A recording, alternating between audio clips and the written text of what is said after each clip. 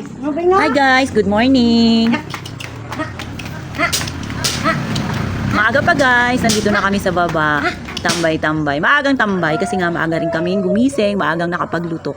And for today's video guys, tunga muna kami dito sa nagtatrabaho dahil wala naman kami pang gagawin. Off duty.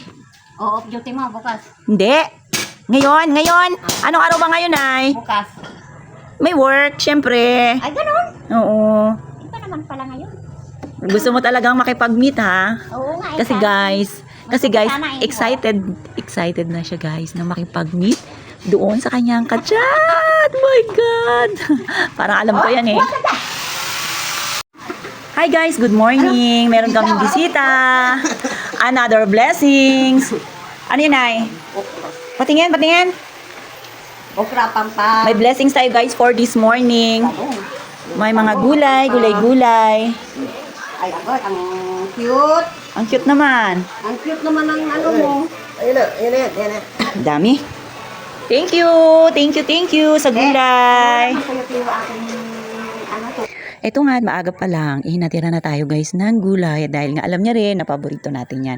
At alam niyo ba kung ano yung aming pinagkakaguluhan dyan?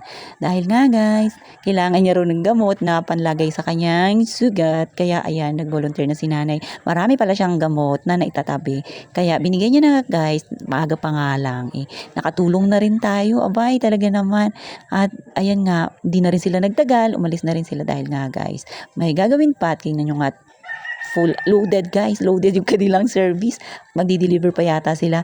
At habang ayan nga guys, tingnan nyo, nandito na rin pala yung mga magtatrabaho at ready na ang lahat. Tingnan nyo nga, dapat nga guys kahapon pa yan, kaya lang dahil hapon na dumating ang mga materyales, ngayong umaga sila guys mag-start dahil kailangang matapos 1 week lang daw guys ang palugit niyan. Abay talaga naman dahil nga may titira. Kaya ayan nga guys, tingnan nyo, sobrang aga pa talaga ng dalawang to dito guys. Siguro mga alas 7 pa lang inandito na yan para nga masimula na yung kanilang gagawin dahil dalawa lang rin sila dito guys. At ito nga si nanay dyan guys. Kung inyong mapapansin, tamang patingin-tingin, parang gustong mag-sideline.